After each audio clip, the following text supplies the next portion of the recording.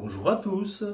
Pour sortir nos sociétés des impasses dans lesquelles elles semblent piégées et transformer les nombreuses crises qui les branlent en opportunités de renouveau,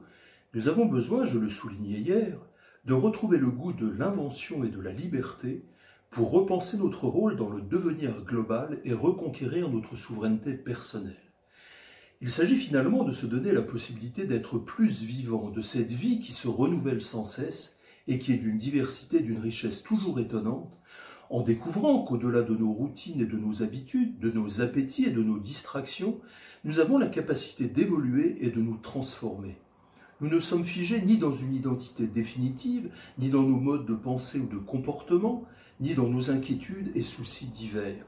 Nous pouvons choisir d'investir en nous un espace plus intime, une intériorité féconde, où nous pourrons reprendre contact avec notre essentiel comme si nous redonnions la parole à cet enfant en nous qui est dépositaire d'autres talents, d'autres désirs, d'autres émerveillements. Si nous cessons de consacrer tous nos moments de disponibilité à la télévision, aux réseaux sociaux et aux distractions diverses, et préservons des temps dédiés pour aller à la rencontre de nous-mêmes, nous pourrons, dans cette démarche d'introspection et de questionnement,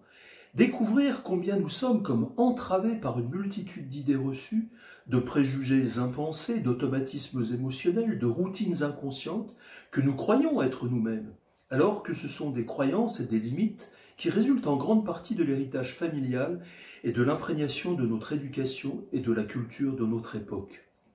Alors nous aurons le désir de nous libérer de ces contraintes et d'oser nous penser et penser le monde différemment.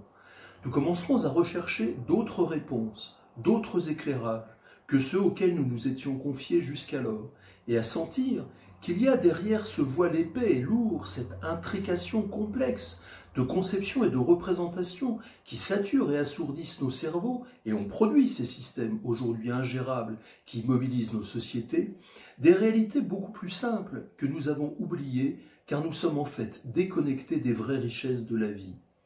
À certains moments privilégiés, surtout quand nous nous trouvons dans un joli coin de nature et que nous acceptons de faire silence, nous sentons bien que nous sommes capables d'un autre lien avec le réel et avec nous-mêmes. Nous pressentons que nous faisons partie d'un grand tout, d'une immense respiration vivante, et que nous pourrions avoir avec le monde un rapport plus harmonieux, très différent de celui que nous vivons dans le contexte social. Nous pouvons aussi ressentir cela quand nous pratiquons la méditation, par exemple, ou quand nous nous confrontons à certains grands textes de l'humanité. L'évidence qu'une autre vie est possible, qui nous parle d'infini, de beauté, d'amour et d'émerveillement.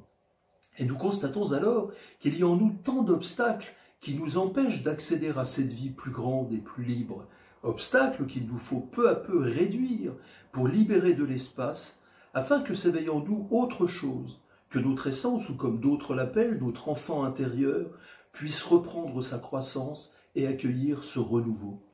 Celui qui expérimente cette transformation profonde, cette mutation spirituelle, participe d'une renaissance du monde, car il devient un passage par lequel les forces vivantes, les eaux du ciel, peuvent à nouveau irriguer la terre et s'offrir en cadeau à tous les êtres.